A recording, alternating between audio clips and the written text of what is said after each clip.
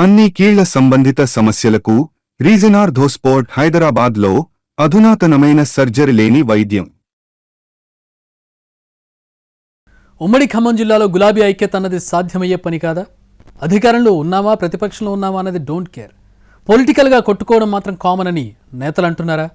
ఎందుకు అక్కడ గులాబీ నేతలకు అంత పంతం? జిల్లా నేతలందరికీ ఒకదారైతే ఆ మాజీ మంత్రిది మరోదారా? ఇందుకీ ఎవరైనా ఏంటా పొలిటికల్ కహాని? కోట్ల రూపాయలు ఖర్చవుతున్నా మా దగ్గర పార్టీ మాత్రం పుంజుకోవటం లేదని తరచూ అంటూ ఉంటారు ఉమ్మడి ఖమ్మం జిల్లా బీఆర్ఎస్ నాయకులు. అలాగే ఎంత అభివృద్ధి చేసినా పార్టీ పునాదులు పటిష్టం కావడం లేదన్నది వాళ్ళ బాధట.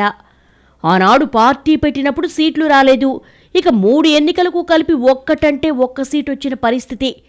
ఇలా ఎందుకబ్బా అని గులాబీ నాయకులు తెగ ఫీల్ అవ్వడం తప్ప అసలు లోపం ఎక్కడుందో తెలుసుకునే ప్రయత్నం మాత్రం చేయటం లేదన్నది లోకల్ పొలిటికల్ సర్కిల్స్లో నడుస్తున్న టాక్. పార్టీకి పునాదులు సరిగా లేకున్నా ఉమ్మడి ఖమ్మం జిల్లాలో నాయకులకు మాత్రం కొదవే లేదు. వాళ్ల మధ్య సమన్వయం లేకపోవడమే అసలు సమస్య అంటున్నారు పరిశీలకులు. పార్టీ అధినేత కేసీఆర్ బర్త్డే లాంటి ముఖ్యమైన కార్యక్రమాలను సైతం ఎవరి పాటికాళ్లు చేసుకుంటుంటే ఇక ఎలా బలపడుతుందన్న ప్రశ్నకు వాళ్ల దగ్గర సమాధానమే లేదు. జిల్లా పార్టీ ఆఫీసులో జరిగిన కార్యక్రమానికి మొన్నటిదాకా మంత్రి పదవిలో ఉన్న పువ్వాడ అజయ్ డుమ్మా కొట్టారట. పైగా మామూలు రోజుల్లో కూడా జిల్లా పార్టీ ఆఫీసు వైపునకు రావడానికి ఇష్టపడటం లేదట పువ్వాడ.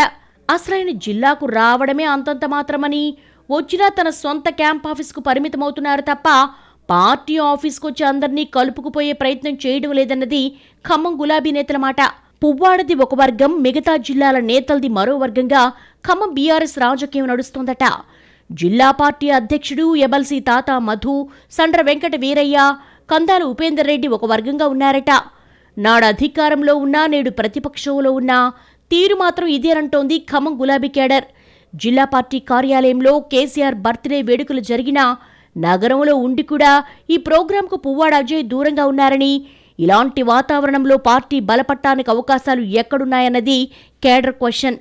విడిగా తన మెడికల్ కాలేజీలో కార్యక్రమాన్ని నిర్వహించారట అజయ్. ఇటు జిల్లా పార్టీ కార్యాలయంలో, అటు మమతా మెడికల్ కళాశాలలో విడివిడిగా కేసీఆర్ బర్త్డే కార్యక్రమాలు జరగడంతో అటు ఇటు పరిగెత్తలేక సతమతమయ్యారట ద్వితీయ శ్రేణి నాయకులు, కార్యకర్తలు.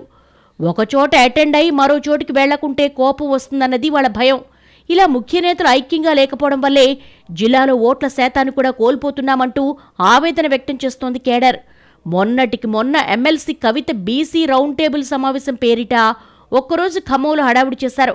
ఆ టైంలో పార్టీ కోసం పనిచేస్తూ వివిధ కేసుల్లో జైలుకెళ్లొచ్చిన నాయకుల్ని కూడా పరామర్శించారామే. ముందు ప్రోగ్రాంలో పాల్గొనకుండా చివర్లో వచ్చి అజయ్ కవర్ చేసుకున్నారన్న అభిప్రాయం ఉంది. జిల్లా అధ్యక్షుడు తాతా మధు మాత్రం అంతా తానే ఆ కార్యక్రమాన్ని నడిపించారు. త్వరలో స్థానిక సంస్థల ఎన్నికలు జరగబోతున్నందున ఇప్పటికైనా నేతల తీరు మారకుంటే ఇబ్బందులు తప్పవు అన్నది కేడర్ వాయిస్. సఖ్యత ఎంతవరకు సాధ్యమవుతుందో మరి చూడాలి.